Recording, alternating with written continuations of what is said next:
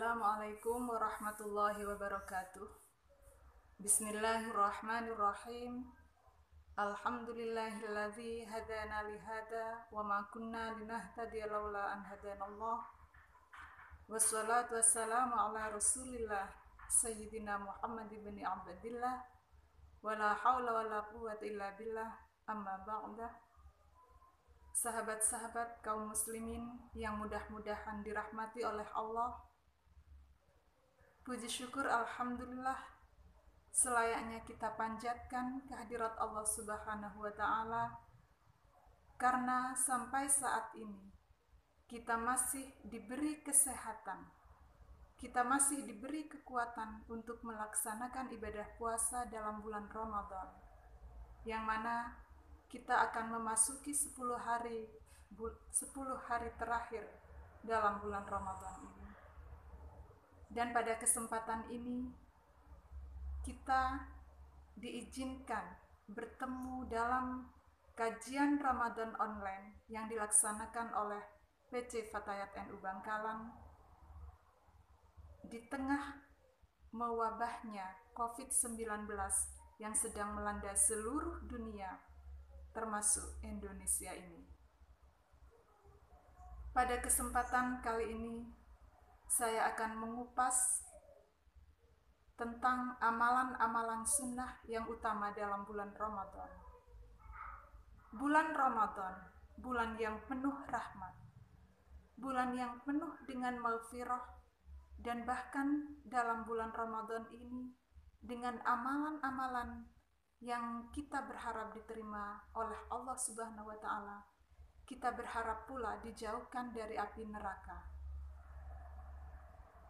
Ada beberapa amalan sunnah dalam kitab Fathul Mu'in disebutkan bahwa ada 3 amalan sunnah yang bahkan hukumnya sunnah muakkad dilakukan dalam bulan Ramadan, utamanya pada 10 hari terakhir bulan Ramadan. Yang pertama adalah memperbanyak sedekah, baik itu kepada keluarga, kepada kerabat, dan kepada tetangga. Contoh sedekah yang bisa dilakukan dalam bulan Ramadan adalah memberi buka kepada orang-orang yang berpuasa jika kita mampu. Akan tetapi jika tidak mampu, cukuplah dengan memberi seteguk air atau sejenis minuman. Sedekah ini menjadi sangat penting dan menjadi amalan yang utama dilakukan khususnya dalam bulan Ramadan, mengingat pahalanya yang berlipat ganda di hadapan Allah, seperti dijelaskan dalam salah satu firman Allah, surat Al-Baqarah ayat 261. A'udzubillahi minasyaitonirrajim. Bismillahirrahmanirrahim. Mathalul ladzina yunfiquna amwalahum fi sabilillahi kamathali habbatin ambatat sab'a sanabila fi kulli sumbulatin mi'atu habbah. Wallahu yudha'ifu liman yasha' wallahu wasi'un alim. Perumpamaan orang-orang yang menafkahkan hartanya di jalan Allah seperti sebutir benih yang menumbuhkan 7 bulir. Pada tiap-tiap bulir 100 biji. Dan Allah akan melipat gandakan siapa saja yang pahala bagi siapa saja yang dikehendakinya, dan Allah maha luas karunia-Nya dan maha mengetahui. Ayat tersebut secara gamblang menjelaskan kepada kita tentang pahala sedekah yang berlipat ganda, sehingga sedekah sangat pantas dimasukkan ke dalam amalan yang utama dilakukan khususnya di dalam bulan Ramadan. Mengenai sedekah ini, sering juga kita temukan beberapa alasan yang menjadikan seseorang enggan mengeluarkan sedekah. Di antaranya adalah karena merasa memberikan sedekah kepada orang yang tidak tepat, merasa memberikan sedekah salah sasaran, sehingga orang itu khawatir tidak akan mendapatkan kebaikan dari apa yang sudah diberikan. Mengenai hal ini, dalam sebuah riwayat yang diriwayatkan dari Abu Hurairah radhiyallahu anhu, Nabi Muhammad sallallahu alaihi wasallam bersabda, ada seorang laki-laki berkata, malam ini aku akan sedekah. Lalu ia keluar membawa sedekahnya itu dan diberikannya lah kepada wanita pelacur. Esok harinya orang-orang membicarakan bahwa tadi malam ada wanita pelacur yang diberi sedekah. Maka laki-laki itu berdoa, ya Allah, segala puji bagimu yang telah mentakdirkan sedekahku jatuh ke tangan pelacur. Aku akan bersedekah lagi. Maka ia pun keluar membawa sedekahnya dan diberikannya sedekah itu kepada orang yang kaya.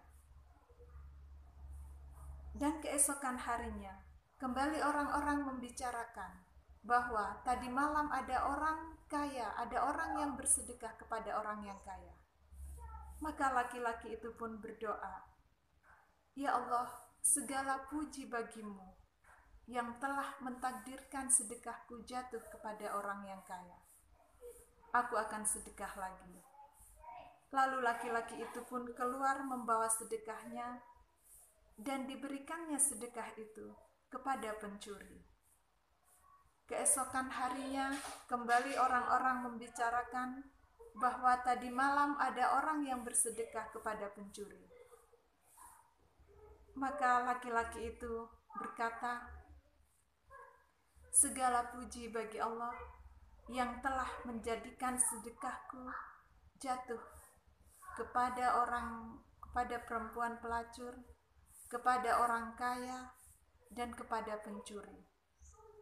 Kemudian ia didatangi malaikat seraya berkata, sedekahmu telah diterima oleh Allah. Adapun sedekahmu yang jatuh kepada perempuan pelacur, semoga ia berhenti dari perbuatan melacur. Yang jatuh kepada orang yang kaya, semoga ia menyadari dirinya dan ikut bersedekah pula. Dan yang jatuh kepada pencuri, semoga ia berhenti dari perbuatan mencuri. Hadis ini secara eksplisit menyampaikan pesan kepada kita bahwa apapun yang kita berikan dan kepada siapapun kita memberikan sedekah, maka Allah tetap akan memberikan kebaikan, memberikan kebalasan kepada kita dengan apa yang sudah kita berikan. Dan sedekah ini pada hakikatnya memiliki nilai sosial yang sangat dibutuhkan oleh orang-orang yang serba kekurangan, oleh orang-orang yang tidak mampu, apalagi pada masa-masa seperti masa sekarang ini, di mana orang-orang terdampak oleh wabah COVID-19 sehingga perekonomian menjadi lemah. Disinilah letak nilai sosial dari sedekah itu. Maka sangatlah pantas jika kemudian dalam bulan Ramadan kita menjadikan sedekah ini sebagai amalan yang utama dilakukan. Kemudian dalam kitab Fathul Mu'in, amalan yang kedua yang utama dilakukan dalam bulan Ramadan dan hukumnya sunnah muakkad adalah memperbanyak membaca Al-Quran. Dan dijelaskan di sini waktu yang membaca Al-Quran ini, selain kita berada di dalam kamar kecil, termasuk apabila kita berada di tengah jalan pun itu tetap disunahkan membaca Al-Quran. Membaca Al-Quran yang paling utama waktu pada siang hari adalah setelah subuh, adapun pada malam hari pada waktu sahur dan waktu di antara maghrib dan isya, dan membaca pada malam hari dihukumi lebih utama dalam kitab Fathul Mu'in ini. Terkait dengan membaca Al-Quran ini, saking pentingnya membaca Al-Quran, maka Imam Abu Lais berkata dalam kitab Bustanul Arifin, Yambaghi lil qari'i ay yakhtimal Qur'ana fi sanati marrataini illam yaqdir 'ala ziyadah. Hendaknya orang yang membaca Al-Quran ini menghatamkan Al-Quran 2 kali dalam setahun, jika ia tidak bisa melakukan lebih dari itu. Senada dengan itu, Imam Abu Hanifah berkata, "Man qara'a al-Qur'ana fi kulli sanatin marrataini faqad adda haqqahu." Barang siapa yang membaca Al-Quran 2 kali dalam setahun, yang dimaksud di sini adalah menghatamkan 2 kali dalam setahun, maka sungguh ia telah memenuhi hak-hak Al-Quran. Demikian juga Imam Abu Ahmad berkata, yukrahu ta'khiru hatmihi aktsara min arba'ina yauman bila udhri li hadits Ibni Umar. Dimakruhkan mengulur-ulur menghatamkan Al-Quran melebihi dari 40 hari lamanya jika tanpa udzur. Membaca Al-Quran sangat relevan, dijadikan sebagai amalan utama yang dilakukan dalam bulan Ramadan, mengingat kita sebagai umat Rasulullah Muhammad SAW yang telah mendapatkan Al-Quran sebagai mukjizat, sebagai pedoman bagi umatnya yang diturunkan dalam bulan Ramadan. Dalam kitab At-Tibyan fi Adabi Hamalatil Quran dijelaskan bahwa sebab Al-Quran inilah maka kemudian Allah menjadikan umat-umat Nabi Muhammad SAW sebagai umat yang lebih dimuliakan dibanding umat-umat yang lain. Maka ini harus menjadi keniscayaan bagi kita sebagai umat Rasulullah untuk senantiasa memperbanyak membaca Al-Quran, tidak hanya di luar bulan Ramadan, tidak hanya di dalam bulan Ramadan, akan tetapi di luar bulan Ramadan dan di dalam bulan Ramadan ini untuk lebih dimaksimalkan lagi. Dan manakala ada orang yang merasa masih belum mumpuni dalam membaca Al-Quran, dalam arti kata belum mahir, masih terbata-bata dan masih belum bagus bacaannya, jangan khawatir. Ini ada sebuah hadis Nabi yang diriwayatkan dari Sayyidah Aisyah radhiyallahu anha. Beliau berkata, qala Rasulullah sallallahu alaihi wasallam, alladzi yaqra'ul Qur'ana wa huwa mahirum bihi ma'as safaratil kiramil bararah, walladzi yaqra'ul Qur'ana wa huwa alaihi syakun lahu ajrani. Rasulullah sallallahu alaihi wasallam bersabda, barang siapa yang membaca Al-Quran dan ia mahir dalam membacanya, maka bersamanya adalah malaikat atau utusan yang mulia. Dan barang siapa yang membaca Al-Quran dan ia merasa kesulitan atau merasa payah dalam membacanya, maka baginya adalah 2 pahala. Betapa Allah sangat memuliakan orang yang membaca Al-Quran, sehingga sekalipun ia tidak mampu atau masih kesulitan dalam membaca Al-Quran, maka Allah tetap menghargainya dengan memberinya 2 pahala.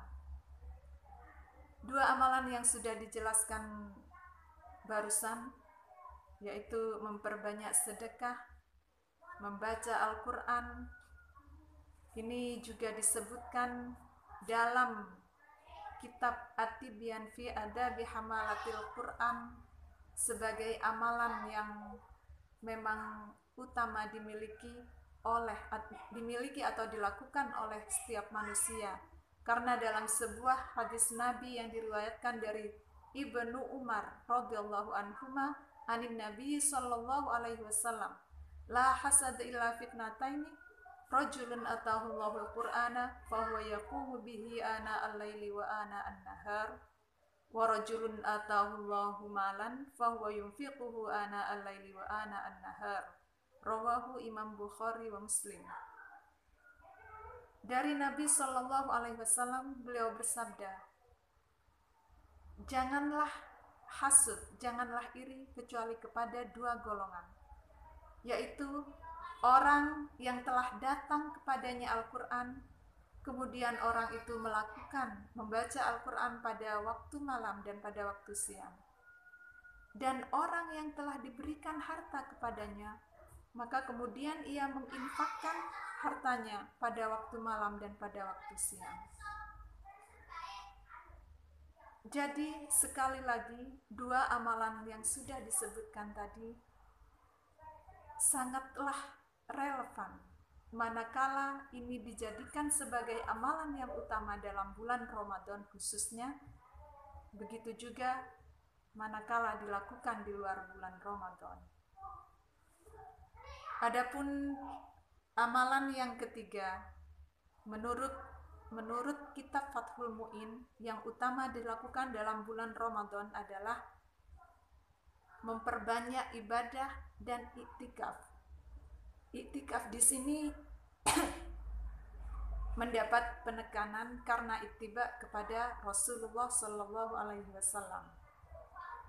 Disunahkan melakukan iktikaf hingga datang sholat Idul Fitri, dan kendati belum masuk 10 terakhir bulan Ramadan, iktikaf ini tetap sunnah dilakukan.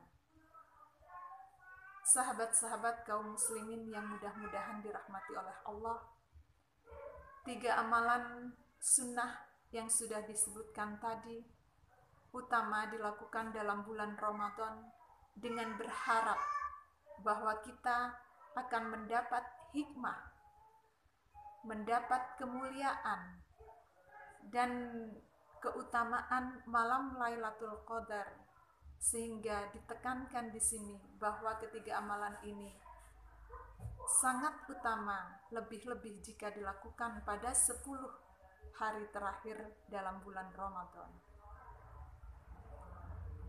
Sebagaimana kita tahu telah disebutkan dalam Al-Quran bahwa beribadah pada malam Lailatul Qadar itu lebih baik daripada beribadah dalam 1000 bulan.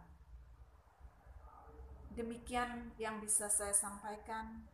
Semoga bisa menjadi motivasi bagi saya sendiri khususnya dan bagi kita dalam meningkatkan ibadah dalam bulan Ramadan ini, utamanya pada 10 malam terakhir dalam bulan Ramadan ini, dengan harapan kita mendapat rahmat maghfirah dari Allah dan dijauhkan dari api neraka. Amin amin Allahumma amin. Selebihnya wallahu a'lam bissawab.